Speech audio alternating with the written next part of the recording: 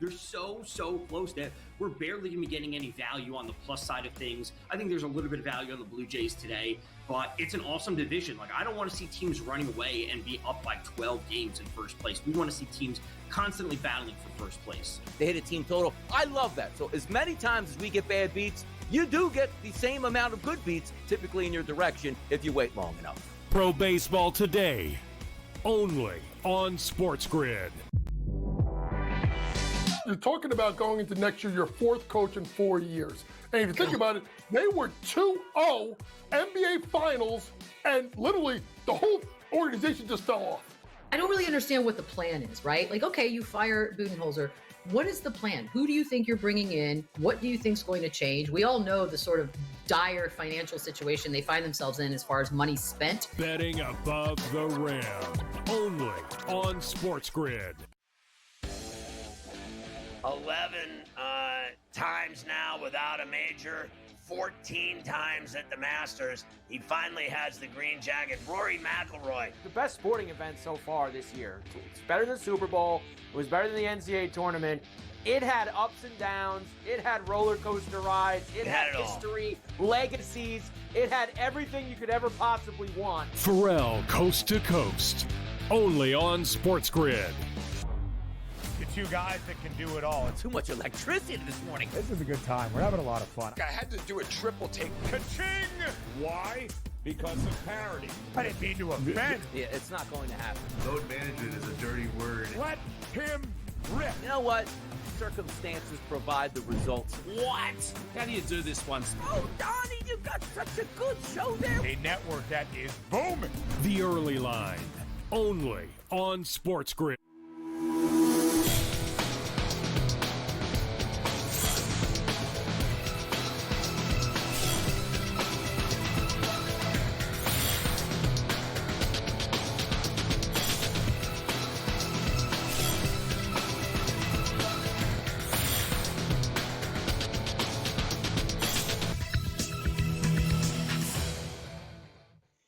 Good morning. Welcome to NewsWire here on SportsGrid. Hope you had a great weekend. Thanks for tuning into the show. We've got a fun program for the next hour, recapping everything that happened in the NBA over the weekend. Also, we'll touch on some Major League Baseball as well. Our guests on the show today include Gilbert McGregor from Sporting News. We'll also have Coach Young with a preview of the couple of games tonight in the NBA as well. We will also get into the very latest in sports betting going on across the country with Pat Evans from Legal Sports Report. And folks, we've got the NFL draft. It is draft week here on SportsGrid with the first round beginning on Thursday night. So we'll bring in our SportsGrid NFL insider, Adam Caplan, on the show to give us the very latest, and we'll take a look at the latest odds on FanDuel as well. But last night, let's recap what happened in the National Basketball Association. It's the first weekend of playoff action, and perhaps one of the bigger upsets of the weekend, although most people thought the Warriors would win. They did. They go on the road and beat the Houston Rockets, a very dangerous team right now going into this first round of the NBA playoffs. Steph Curry had 31 points. He also knocked down 5 3-pointers. Jimmy Butler had 25 points, 7 rebounds, 6 assists, and 5 steals. It's the 100th career playoff coaching victory for Steve Kerr, who moves into a tie with Larry Brown for the 6th most playoff wins. And again, this game was in Houston, so already the Warriors go on the road and steal a game. It was all about the defensive performance and all about Jimmy Butler, who is the big addition to the Warriors in this one. We could see just from watching them, it looked pretty physical. How really physical was this game, and what do you think you guys showed to stand up to it and dish out some physicality? Yeah, they're an incredible team. Definitely a physical one. But I would like to think that we don't back down from any challenge anyways. And we met brute force with brute force, maybe a little bit of finesse in there as well. But I think we handled their pressure incredibly well, knowing that coming out the next game is probably going to be 2 to 3 times even more physical. Not our best, obviously. We only scored 85. It's not a great offensive night, and the numbers show that. But I think 6 for 29 from 3, 11 for 20 from free throw line, and 17 turnovers that gave them 25 points. So not our best offensive night by any means, like I said. Hold somebody 95, you'd expect to win if you have a decent offensive night. And not only the shots, but like I said, turnovers, playing in the crowd. The misses in the crowd are the same as turnovers, basically. So had our chances. Got to 4-point game with 2:34, I think, and gave up a 3 there, but guarded well enough to win. The number 1 seed Cleveland Cavaliers set to go in a 7-game series with the Miami Heat, who snuck into the playoffs via the play-in tournament. Game 1 goes in favor of Cleveland. The final score 121-100. Donovan Mitchell had 30 points in this game. Miami kept it close throughout. Cleveland pulls away late in the fourth quarter. Mitchell was 11 of 19 from the field. In fact, this was a 7-point game as late as the fourth quarter. So could we be in line for a competitive series? Head coach of the Cavs, Kenny Atkinson, says the Heat will throw everything out there to try and get a win. One thing about the Heat, they make you play for 48. I know that's a cliche, but a lot of teams don't. You cannot relax. I think this series, whatever happens, we're going to get so much better playing these guys. Even tonight, I know the score was 20 or whatever, but it was about 6-7 point game there. We just hit some shots, but it's going to be a battle this series. And you get to the playoffs, there's going to be dynamic offensive teams, and they have guys that can drive and break it down off the dribble. And they can also just shoot pull-up threes, and then they're very good spot-up shooters as well. So that's the task, and it's up to us to figure out, how to beat that. The Boston Celtics, of course, a huge favorite over the Orlando Magic in Game 1 of their 7-game series, and the Celtics cover the spread. They win 103-86. The big surprise in this one was the performance of Derek White. He had 30 points. That led the Celtics. He knocked down 7 3-pointers. The game was close after the second period, but they ended up pulling away, did Boston, which just goes to show you that regardless of who you think is going to be scoring for Boston, as Derek White says, you just never know. It just means we got many different ways we can win. A lot of different things we could throw at teams, and just a lot of faith and trust in every person that checks in the game. So, we got a lot of different weapons and a lot of different people that do a lot of different things. So, whatever the game calls for, I feel like we can make that adjustment. I think we just had some stagnant possessions and led to their runouts, which led to some threes to open the lead up. On that point, whether it's the stagnant offense and playing quicker or anything along those lines, how do you guys get more production outside of you and Franz in the scoring column? I'm not sure. I really got to go back and watch the game, see what went wrong. But it's game 1, There's nerves, lit crowd, really loud. So, not a total surprise that we struggled a little bit on offense, honestly. Meanwhile, the Oklahoma City Thunder won by 51 points, which is the largest margin in playoff history for a Game 1. The Thunder beat the Grizzlies 131-80.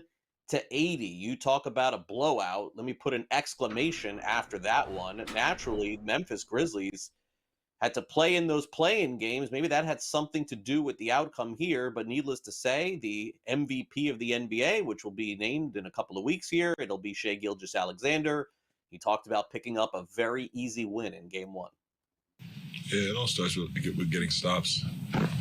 We get stops and we're able to play fast, play to our strengths, play in open space. That's the key to it all. If you look at any of those runs, we stack multiple possessions of great defensive possessions.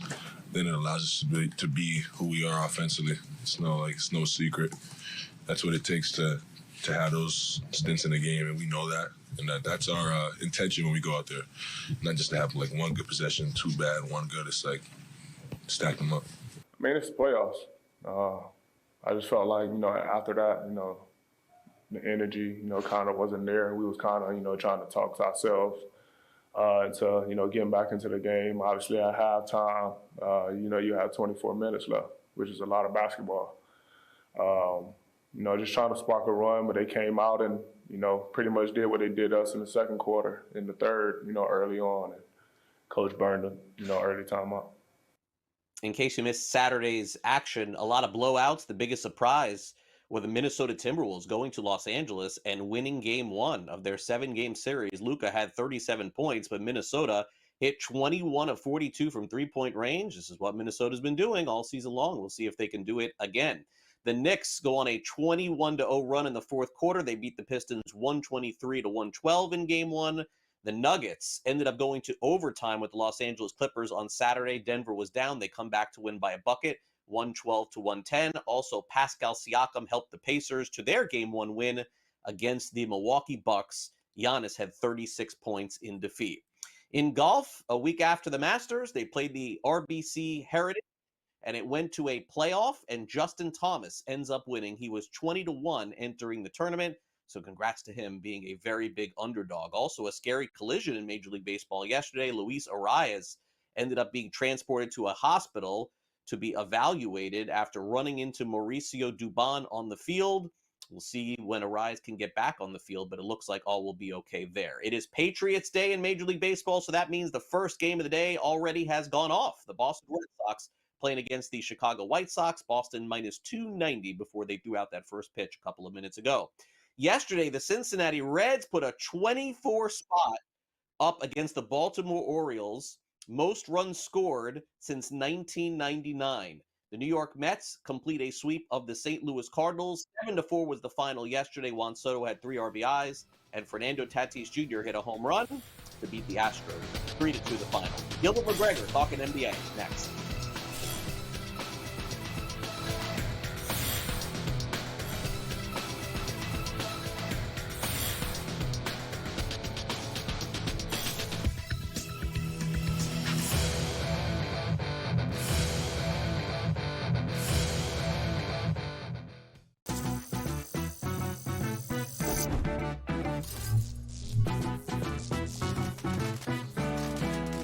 Here's a tip.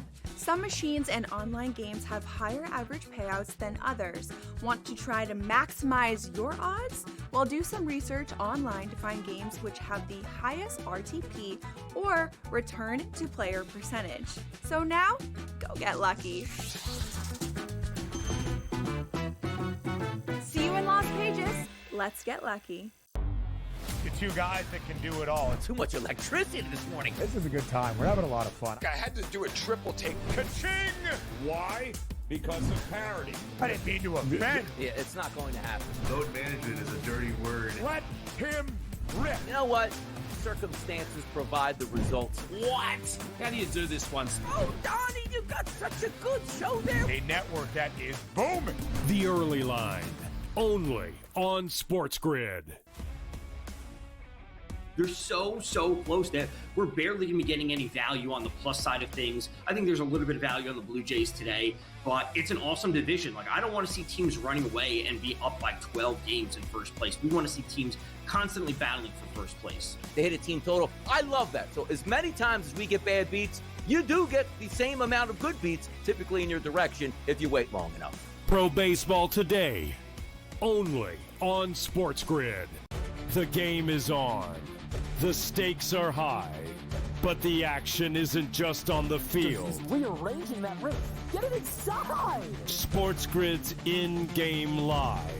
Your ultimate second screen experience. A little flyer, couple of 18.5-point live line. Every prop, every play, every day. Anything can happen. That's complete chaos.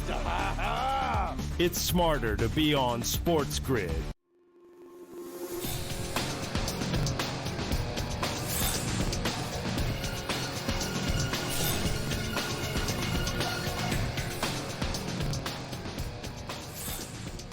Welcome back to NewsWire here on SportsGrid. Gilbert McGregor is with us from Sporting News. Take a look at some of the games tonight in the National Basketball Association. Gilbert, welcome back here to NewsWire. Okay, so, a couple close games, many blowouts over the weekend in the NBA. Let's dive into what we could see tonight. The New York Knicks will take on the Detroit Pistons in Game 2.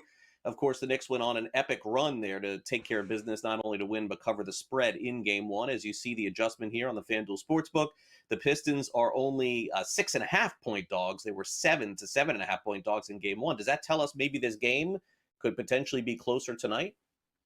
Yeah, I think it does give the respect that the Pistons warranted because they had an opportunity on Saturday. They just haven't been there before, or most of them haven't been there before, and the Knicks have. You think about Jalen Brunson, Josh Hart, Karl-Anthony Towns, these guys who have been in big playoff moments. That experience is really important in situations like this, and I expect more of the same tonight. There's an interesting injury situation with Isaiah Stewart. Might not be available for the Pistons tonight.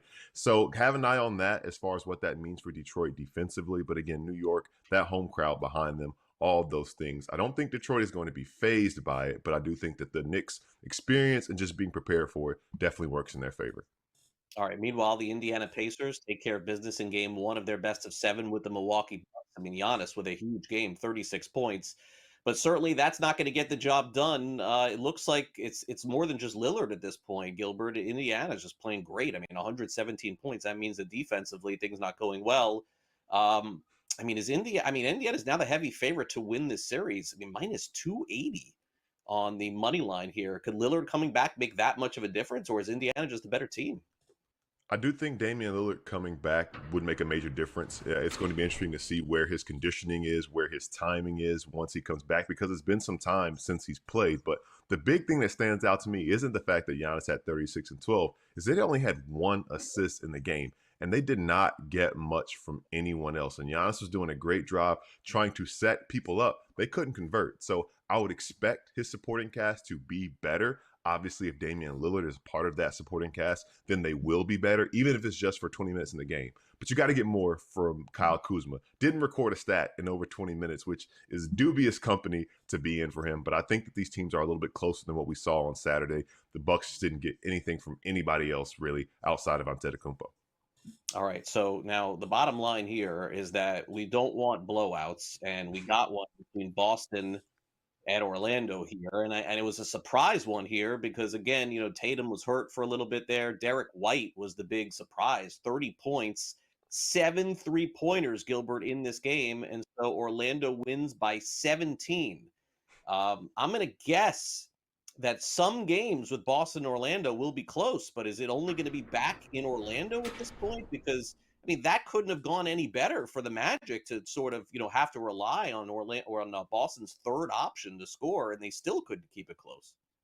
I think that's going to be what we see throughout the series. I mean, the Magic went into halftime with the lead. This is a very good defensive team. Jamal Mosley gets those guys buying in and they execute their defensive game plan. Offensively, they just don't have enough firepower at all. Big games from Paolo Banchero and Franz Wagner, but didn't get much else. Even those guys actually combined to outscore Jason Tatum and Jaylen Brown. And if you tell me that any other team's top 2 players outscore Boston's top 2 players, they probably do have a good game, have a good chance to win. But like you mentioned, Derek White, Peyton Pritchard, Drew Holiday even stepped up in big moments for Boston yesterday. So I think if Orlando has a chance to win one game, I expected them to lose this series in 5, is going to be back in Orlando because role players played better at home. But otherwise, I really don't think they have much of a chance in this series just because they don't have the firepower to keep up with Boston offensively.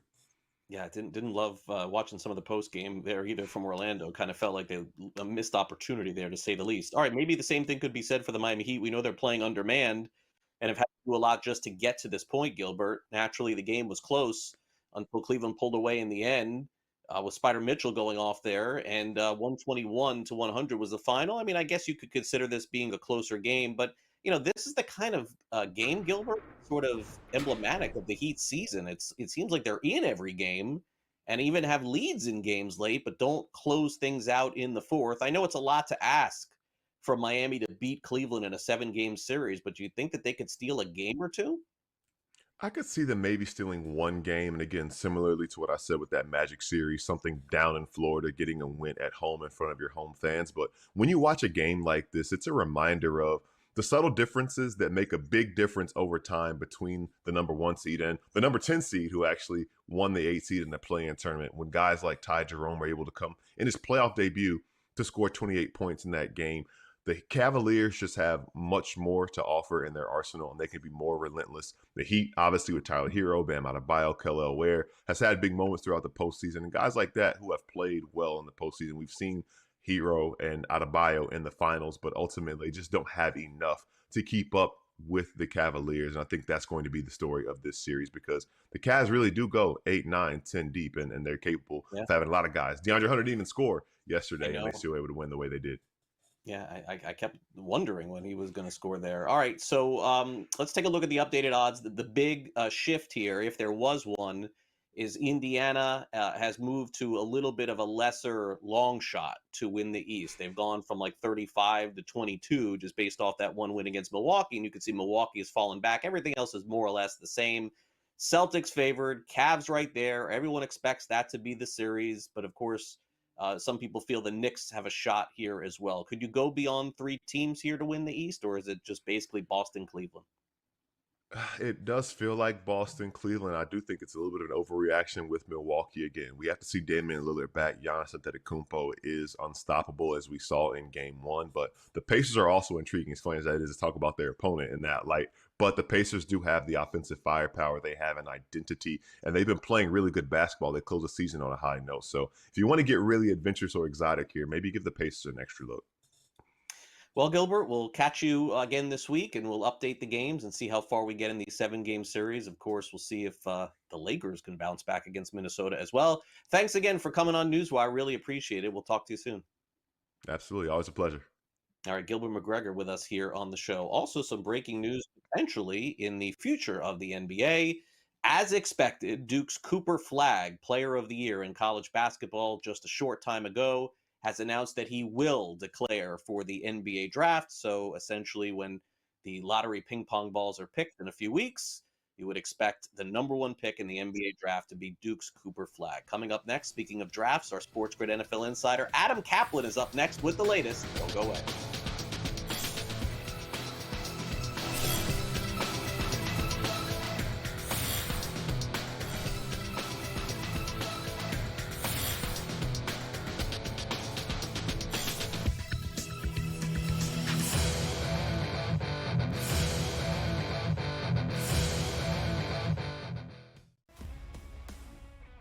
They're so close that we're barely going to be getting any value on the plus side of things. I think there's a little bit of value on the Blue Jays today, but it's an awesome division. Like, I don't want to see teams running away and be up by 12 games in first place. We want to see teams constantly battling for first place. They hit a team total. I love that. So as many times as we get bad beats, you do get the same amount of good beats, typically in your direction, if you wait long enough. Pro Baseball Today, only on SportsGrid. You're talking about going into next year, your 4th coach in 4 years. And if you think about it, they were 2-0 NBA Finals, and literally the whole organization just fell off. I don't really understand what the plan is, right? Like, okay, you fire Budenholzer. What is the plan? Who do you think you're bringing in? What do you think is going to change? We all know the sort of dire financial situation they find themselves in as far as money spent. Betting above the rim, only on SportsGrid. 11 times now without a major, 14 times at the Masters. He finally has the green jacket. Rory McIlroy. The best sporting event so far this year. It's better than the Super Bowl. It was better than the NCAA tournament. It had ups and downs. It had roller coaster rides. It had history, legacies. It had everything you could ever possibly want. Pharrell, Coast to Coast, only on SportsGrid. Two guys that can do it all. Too much electricity this morning. This is a good time. We're having a lot of fun. I had to do a triple take. Ka-ching! Why? Because of parity. I didn't mean to offend. Yeah, it's not going to happen. Load management is a dirty word. Let him rip. You know what? Circumstances provide the results. What? How do you do this one? Oh, Donnie, you got such a good show there. A network that is booming. The Early Line, only on SportsGrid.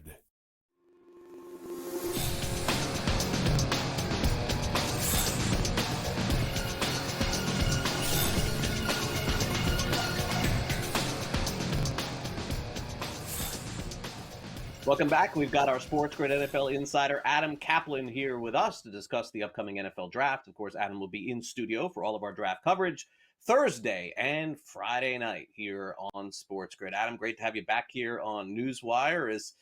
Boy, I mean, the FanDuel Sportsbook is certainly laying out these first few picks of the draft here. I don't know that we're going to get a ton of intrigue in the first few.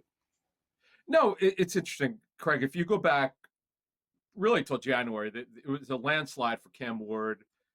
You and I have been talking for a number of weeks about Shedeur Sanders. I kind of warned you about that. Be careful about going all in on Shedeur Sanders going number 3 to the Giants. That is a foregone conclusion he's going to drop. In fact, the odds makers would tell you that. But the one that I found, this blew me away, right? So Andrew Berry, the general manager of the Browns, he's usually very tight-lipped. So at the combine, I was there, standing 10 feet in front of him. He actually entertained the question, how do you guys see him as a receiver or a cornerback? And he stunned me, and he said receiver. And not only that, he doubled down last week. Now, he did say, listen, we haven't drafted him, but if we do, we see him as a receiver. Well, first of all, last Monday, he was minus 420 to go to the Browns. He's now minus 1,000. Travis Hunter is to go to the Cleveland Browns. Right. Yeah, I mean, it looks like it's Ward, Hunter, Carter, 1, 2, 3, just based on the odds here. And again, I mean, it would, maybe take some sort of, crazy situation. But I guess let's start with New England here, even though I got to tell you, Adam, I mean, Will Campbell from LSU, he's minus 450. So, I mean, do we just have to wait for the 5th pick to see if anything is going to go kind of sideways? All right, let me explain something to you. Now, this could put a wrench into it. I would agree with the odds that he's the best player on the board. However, multiple line coaches I spoke with said, like, look, he's got shorter arms than you'd like. They're shorter than 34 to play left tackle. It's very rare for a left tackle to have less than 34-inch arms. He, depending on who's measuring, could be under 33. I had one guy tell me, look, I look at him as a guard. I had another guy tell me I see him as a guard right tackle, not a left tackle. Now, are you really drafting a guard at number 4 no matter how talented he is? That's just unheard of. So that's just one thing to take a look at. If he doesn't go for Will Campbell to the Patriots, that will be why. Now, when you look at the situation with the Patriots, they also need edge rushers. Jalen Walker, is plus 500. He could also play inside backer. He's a multiple position player coming out of Georgia, and that's obviously a great school to draft a player. But Will Campbell now is minus 450. He's also minus 1,000, Craig, to be the first offensive lineman to go off the board in the first round. Shouldn't we expect the unexpected with the Raiders, by the way? I know Genty is the favorite to go there, but I mean, how many years have we been doing this where whoever is the favorite to go to the Raiders doesn't go to them? Craig, one of my first drafts I've ever been to, it was 2001. I think I have the year right. And it was one of those things, it was surreal. When they turned the card in, it was kicker Sebastian Janikowski, Florida State. It was one of those things, I remember where I was when it happened. I didn't believe it.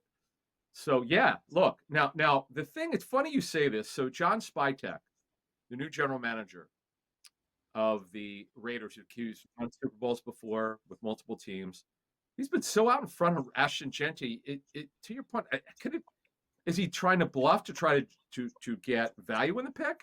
Because Genty's clearly the best running back for this draft. And by the way, Genty's minus 150 to go to the Raiders.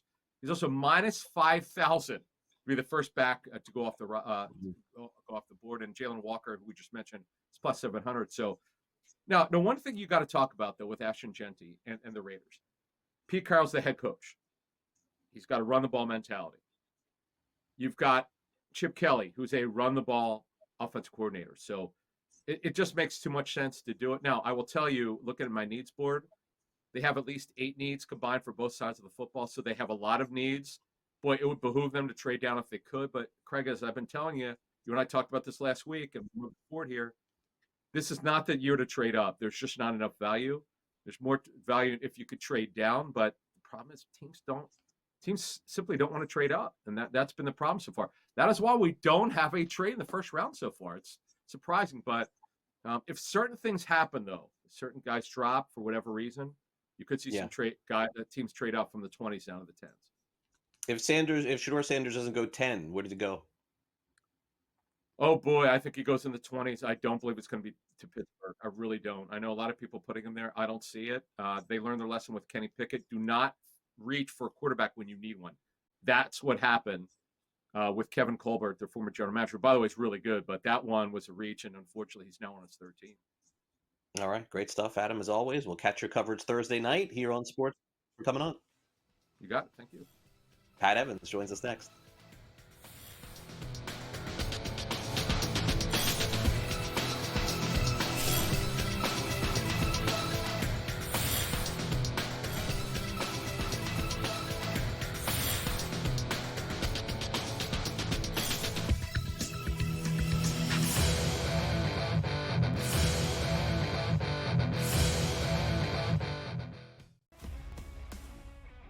They're so close that we're barely going to be getting any value on the plus side of things. I think there's a little bit of value on the Blue Jays today, but it's an awesome division. Like, I don't want to see teams running away and be up by 12 games in first place. We want to see teams constantly battling for first place. They hit a team total. I love that. So as many times as we get bad beats, you do get the same amount of good beats, typically in your direction, if you wait long enough. Pro Baseball Today, only on SportsGrid.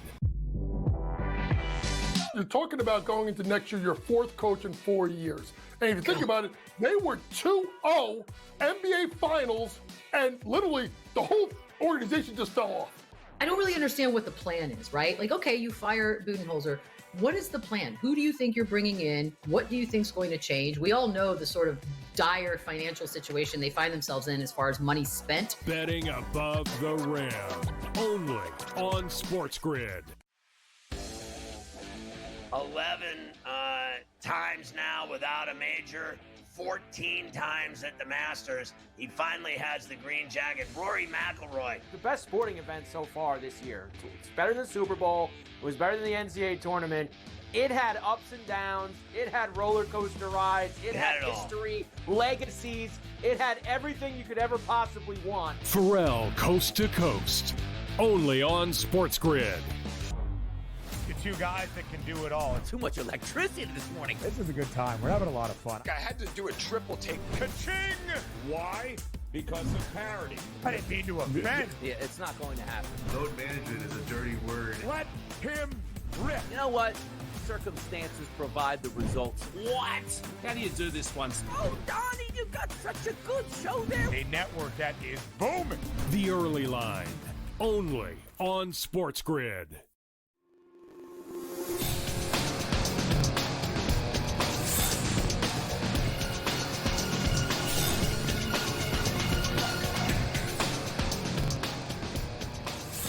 Welcome back to NewsWire here on SportsGrid. Great to have Pat Evans from Legal Sports Report back with us here on this Monday. Pat, great to have you back on NewsWire. All right, so the hot topic lately over the last couple of weeks, tax rates, as we, believe it or not, getting at a quarter number one here of the new year and then headed toward November and some voting again. Tax rates, for the most part, I would say, based on the content that we've covered here, a lot of proposals to increase tax rates. I think we saw one potential pullback, but for the most part, every state that has legal sports betting wants to get more money from taxes. Which state wants more right now? Yeah, I would say it is a hot topic right now in terms of sports betting legislation. And North Carolina, the Senate came in last week on Monday. They introduced their budget proposal, a 2-year budget. They included doubling the sports betting tax from 18% to 36%. And they quickly last week went ahead and passed that budget complete with that provision. And so now it goes to the House and kind of we'll see what the House does. You know, they, of course, can amend that budget to their heart's desire. And it may or may not include that tax rate hike. And then whatever that then comes out of the House, we'll have to see the House and Senate kind of iron out those differences and what happens. So does that include this tax rate? We'll just have to wait and see. But so far, a big fast start in North Carolina, which it's kind of interesting. It would obviously double the tax rate. So you'd get almost an extra $135 million. A lot of that money, it's kind of dispersed through a bunch of different uses. But some of it is to go to the UNC system, but not NC State and North Carolina. Now, what this provision does, it would eventually, after all those initial distributions goes out, would send 10% of the remaining amount to North Carolina and NC State, given that they play, I think it's 4 in-state games against those other 13 UNC system schools in basketball. So just kind of a unique little provision to make sure those schools are playing each other and kind of nice little ecosystem. But yeah, to your broader point of taxes, the talk of the session, I mean, we've had a ton of proposals. We had Governor Mike DeWine in Ohio want to double his tax rate from 20 to 40%. And that's just 2 years after he already doubled it from 10% to 20%. That was stripped out by lawmakers, and they said, no, this was too much, too quick. They had already said that the doubling from 10 to 20% was premature. So that was That one's off the clock right now. In Maryland, Wes Moore, in his gubernatorial budget proposal, went 15 to 30%. Lawmakers kind of negotiated that down to a 5% jump, so just a 20%. We'll see if that gets any traction from there. A couple other states, Michigan, Indiana, Louisiana, a couple other ones have also proposed tax hikes. Those haven't gone anywhere. New Jersey has also done so with Governor Phil Berger, but that hasn't gone anywhere. To your point on one suggesting a decrease, that's New York, which is kind of, in a way, why we're getting so many proposal hikes, because they're at that astronomical 51%, and other states are like, wait, why did we go with 10% or 15% when you could get that high? They're talking about potentially adding more licenses for operators, and then for every operator coming in, reducing the tax rate.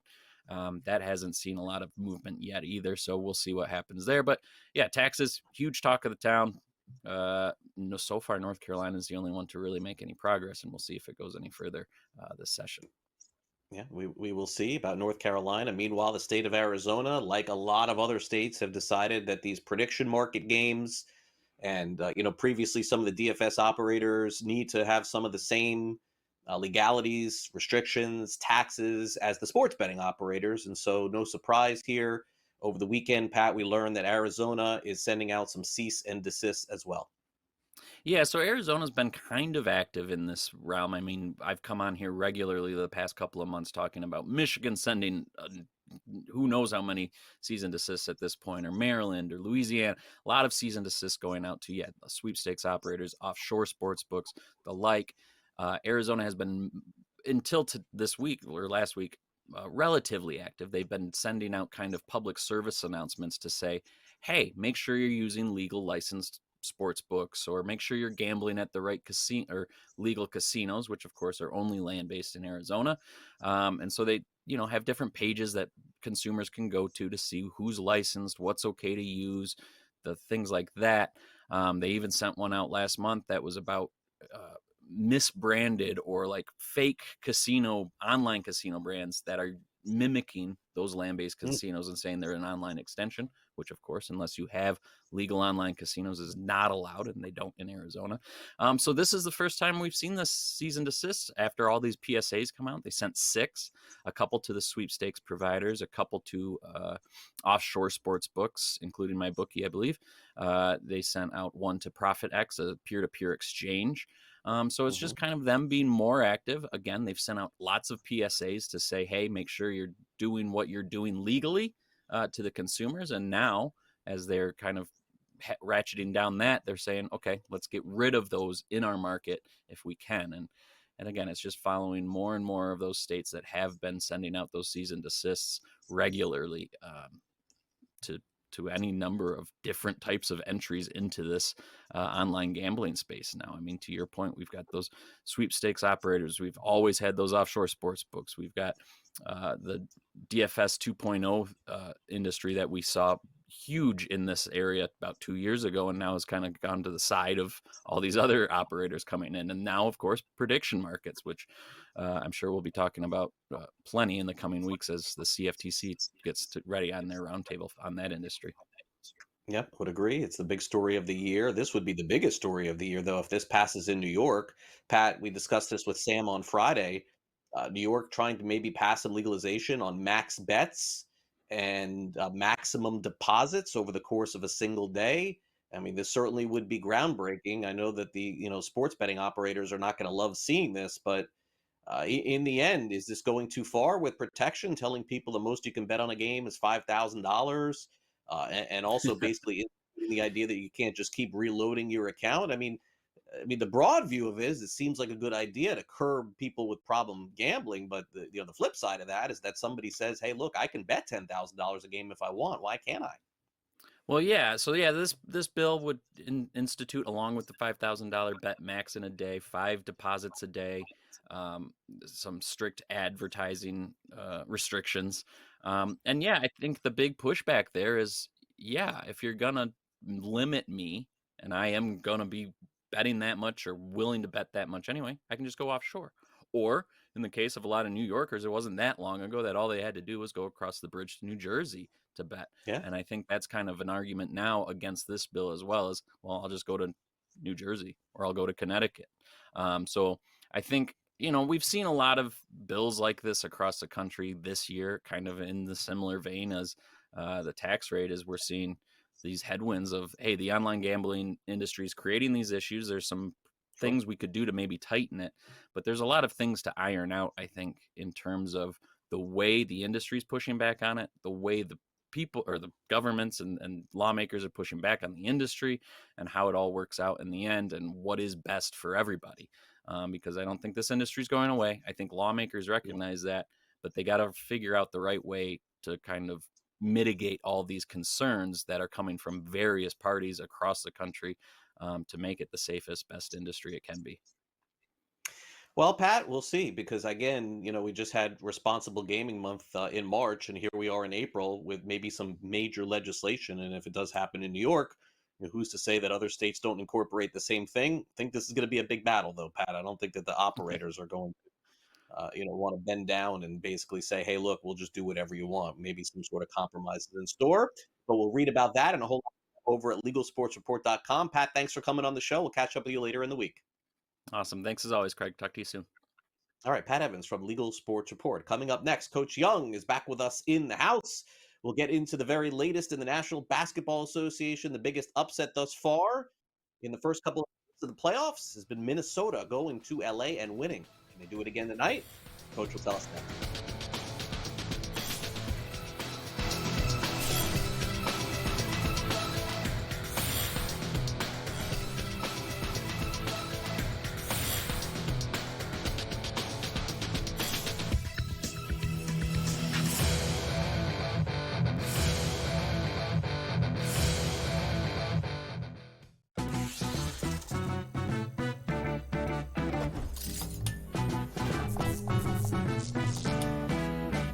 Vegas knows how to celebrate. If you're headed to Vegas for your birthday, plan ahead to get all the birthday freebies the city has to offer.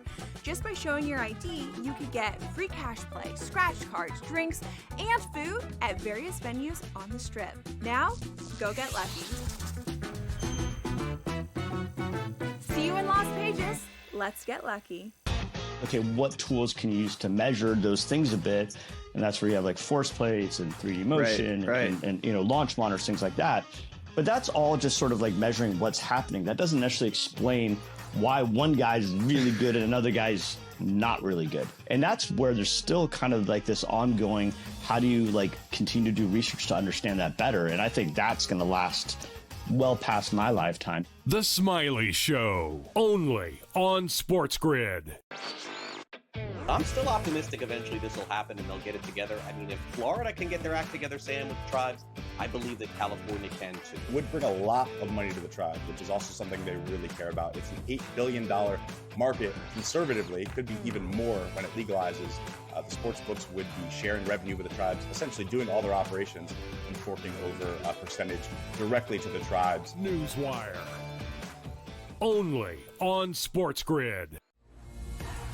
King of the featherweight division for the BKFC. That is King Kai Stewart, who is joining us now, still the champion of the featherweights. Though he did get dominated, he was still throwing big shots. He landed a lot bigger shots on Palomino than he did me, and I wasn't really impressed. Palomino's getting older. He is definitely a former GOAT.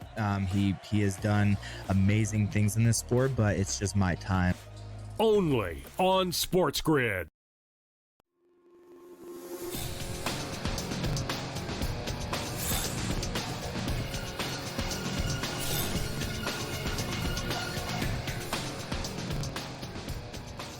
Welcome back to NewsWire here on SportsGrid. Craig Mish back with you, along with Coach Young, who is with us to break down the latest in the NBA. And, of course, very busy time of the year for Coach as we get ready for Game 2s in a lot of these situations. And we'll begin with this evening. Coach, thanks again for coming on NewsWire. Really appreciate it. And, certainly, the Minnesota Timberwolves is where we will begin.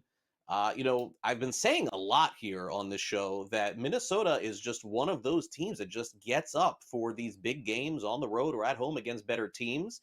And throughout the season, Coach, when they would play a team that was lesser for them, they would sometimes lose. So I really don't know what to really make of that first win that they had against Los Angeles. Will that wake up LA, or can Minnesota legit win this series?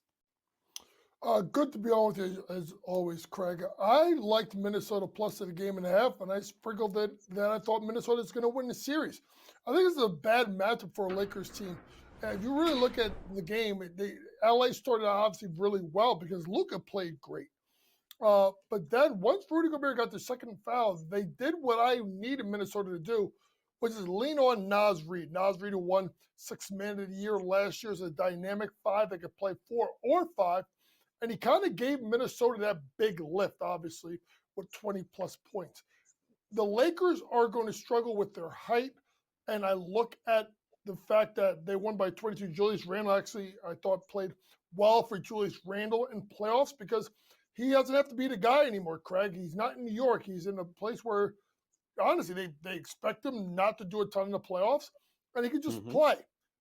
I look at this is the bad part for the Lakers. Is Anthony Edwards played awful, except for a little stretch in the third quarter. You lose by 22 points, non-competitive, and the best player in the other team did not play well.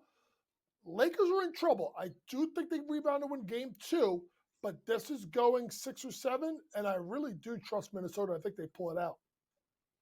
Tonight, we will see another great matchup between two teams that seem to be dead even, between Denver and the Los Angeles Clippers. Denver wins the first game 112 to 110. Jokic just one rebound short of a triple-double in overtime. Clippers, if I'm looking at this correctly on the FanDuel Sportsbook, they are a 1.5-point favorite tonight in Denver. Most people feel that this is going the distance, either 6 games, 7 games, somewhere along those lines. And if the first game, Coach, was any indication, maybe that will be the case. Yeah, this is going 7, Craig. Let's be honest. And the Clippers had a 16-point lead, and they blew it down the stretch. Questionable decisions, turnovers, and then obviously Russell Westbrook hits a big shot to send it into overtime. This is going to be the typical zigzag kind of series. So if we go zig one way, we're zagging the other way. Give me the Clippers on the money line to get the job done tonight. I think they'll find a way to get this back to 1-1 in LA. And listen, folks, buckle up. I'm serious. Buckle up. This is going 7 games. All right, so Coach, why do I like Houston tonight, or Wednesday, excuse me, when they face Golden State again? I don't know. Should anybody really been shocked that Golden State came out firing in the first game? I felt like that was one of the worst Rockets performances I've seen in a while. And they also, Coach, if I'm not mistaken, sort of sleptwalked through the last week or so of the season. They really weren't playing for anything. I saw the comments from Ime Udoka basically saying that was about as bad as it gets for us. 85 points. I feel like Houston's going to bounce back on Wednesday. Well, Craig, they were awful. And let's look no further than the guard play of both Fred VanVleet and Jalen Green, shooting a combined 7 of 34 from the floor, 2 of 17 from 3. And you only lost by 10. You're lucky it wasn't worse than that. So to me, when I look at this matchup, I do think you have a team in Houston that's I think it's going to play much better. I think they're going to be more relaxed. And to me, I think when you look at it, Craig, it's only the second quarter. I mean, the second quarter, they were outscored 29-13. The rest of the game, they won 2 quarters and lost the fourth quarter by 1. So remember, and they came almost all the way back. I think Houston bounces back. It's a must-win situation. Houston should get the win and even up the series at 1-1 as it goes back to the chase. All right. Meanwhile, if you're watching this and you're a Memphis Grizzlies fan, Coach, I think those fans probably are going to need some sort of encouragement for you, because after I saw that game last night, I don't know, man. It seems like Oklahoma City is on a team with a mission. Some people think that they're going to just win the first 8 games of the first 2 playoff series, and these games are not going to be close. 51 points yesterday, didn't even break a sweat. SGA had 23 minutes played, 15 points, 5 assists, and 3 rebounds.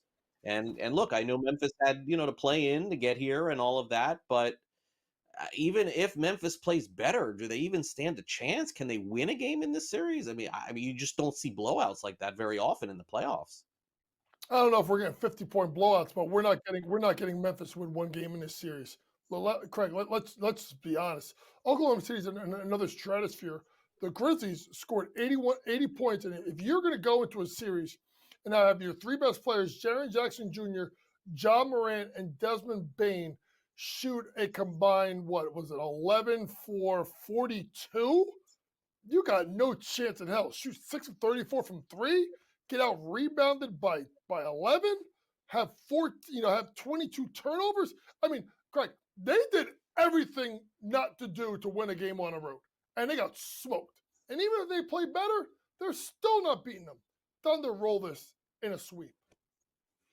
Finally, let's look at the Western Conference. We've seen a major shift. You don't see this that often after one game, Coach, but here we are. Oklahoma City, of course, still the big favorite. But look what has happened here. Golden State's now moved up from 10-1 to plus 650. The Lakers have fallen back from about 7-10. Minnesota's moved 20-12. They're reacting a lot here, and the rest is more or less the same. Denver and the Clippers swapped a little bit. Yeah, it's just basically the fact that Minnesota took away home court from the Lakers and they blew them out. So to me, I'm not shocked by the movement. Obviously, Golden State winning, and obviously the team with Oklahoma City is going to be high up because the next matchup, in regards to the Clippers and obviously Denver in the next series, that's going to keep them pushed down because of how good Oklahoma City is. Nothing shocking at all with it. It's just coming down to game twos are going to be pivotal here. Can the Clippers get a win? Can the Lakers bounce back? Can Houston steal a game and get it back to 1-1? Yeah, we'll find out, Coach. Thanks again for coming on NewsWire. I really appreciate it. Thanks, Craig. All right, coming up next, did you catch any of WrestleMania the last couple of days? If you didn't, I'll talk about it for 30 seconds. Next.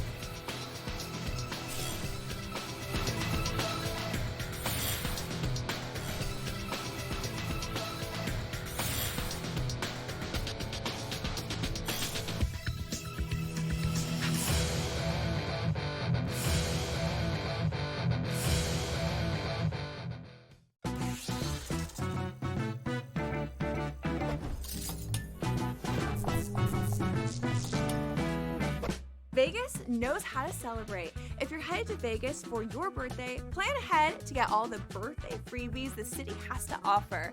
Just by showing your ID, you could get free cash play, scratch cards, drinks, and food at various venues on the Strip. Now, go get lucky. See you in Las Vegas. Let's get lucky. Okay, what tools can you use to measure those things a bit? And that's where you have like force plates and 3D motion and launch monitors, things like that. But that's all just sort of like measuring what's happening. That doesn't necessarily explain why one guy's really good and another guy's not really good. And that's where there's still kind of like this ongoing, how do you like continue to do research to understand that better? And I think that's going to last well past my lifetime. The Smiley Show, only on SportsGrid. I'm still optimistic eventually this will happen and they'll get it together. I mean, if Florida can get their act together, Sam, with the tribes, I believe that California can too. Would bring a lot of money to the tribe, which is also something they really care about. It's an $8 billion market. Conservatively, it could be even more when it legalizes. The sports books would be sharing revenue with the tribes, essentially doing all their operations and forking over a percentage directly to the tribes. NewsWire, only on SportsGrid. King of the featherweight division for the BKFC. That is King Kai Stewart, who is joining us now, still the champion of the featherweight. Though he did get dominated, he was still throwing big shots. He landed a lot bigger shots on Palomino than he did me, and I wasn't really impressed. Palomino's getting older. He is definitely a former GOAT. He has done amazing things in this sport, but it's just my time. Only on SportsGrid.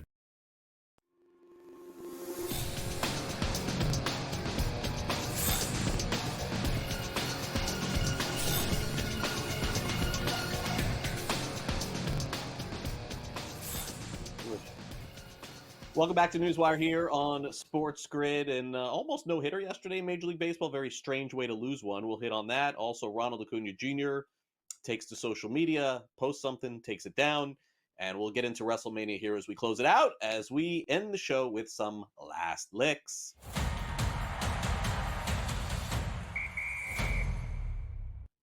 A very bizarre scene yesterday. Max Fried, who is now fronting the Yankees rotation, of course, this season, doing a really good job too. Pitched excellent, by the way, against the Tampa Bay Rays. But what happened in the game was a little bizarre. Actually, a couple things that happened were bizarre. Aaron Judge, maybe we'll save that for tomorrow, a home run that was not called a home run, but I digress. Chandler Simpson, he's the name of a young player on the Tampa Bay Rays, hits a ball to Paul Goldschmidt. It is ruled an error, and this has happened early in the game. So Max Fried is pitching, and he goes through the first, the second, and third, the fourth, and the fifth, hasn't given up a hit.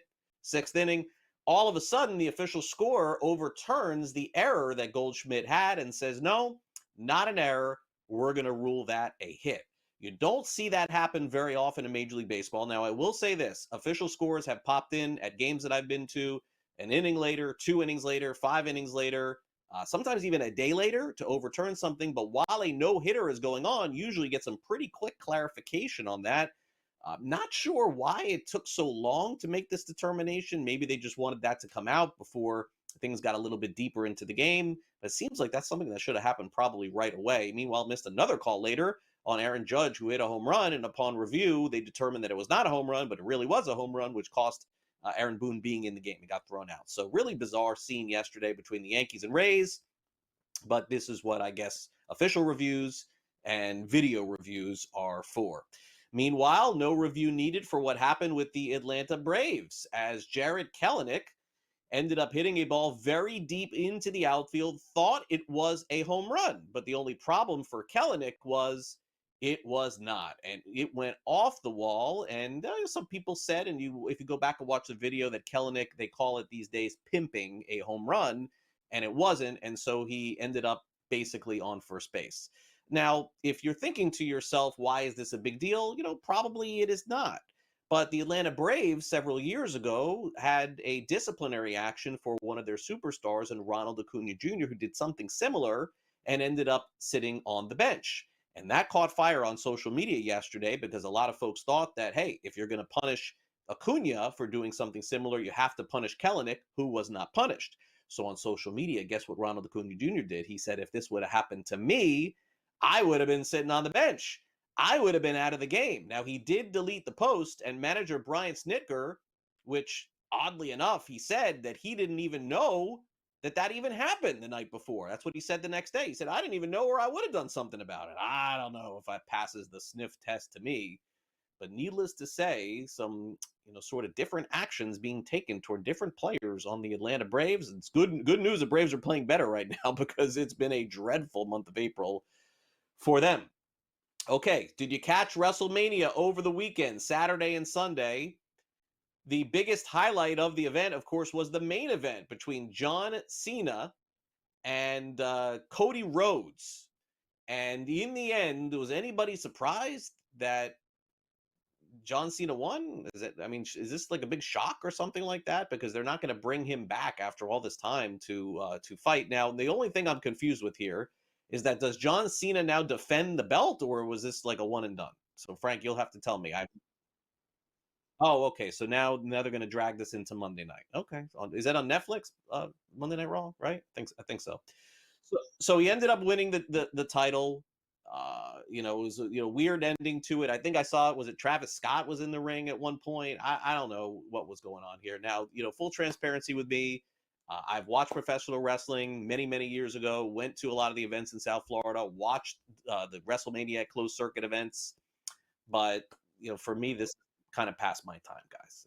I'm just being honest with you. But hey, I know how popular it is. I know millions are watching it. And I know everybody watched yesterday. So congrats to John Cena. He's back. And as Frank will inform us tomorrow what ended up happening on Monday Night Raw, because I will not be tuned into that. All right, that'll do it for our show today. And want to thank our guests on the program today. Of course, thanks to Scott Caplan. And in addition, thanks to Pat Evans, Gilbert McGregor, and Coach Young. Now, for the latest on the next upcoming golf tournament and a recap of the RBC Open, make sure you catch Smiley Kaufman because he's up next, coming up at 12. Then for all the playoff action tonight, Pharrell Coast to Coast, Game Time Decision, in-game live game day, and then Gabe recapping all of it, along with the Stanley Cup playoffs, which, of course, are underway as well with some games tonight. That will do it for our show today. Thanks to our director, Luke, and for my producer, Frank. I'm Craig Mish. See you back here tomorrow morning for our next edition of NewsWire, 11 a.m. Eastern. Have a great day.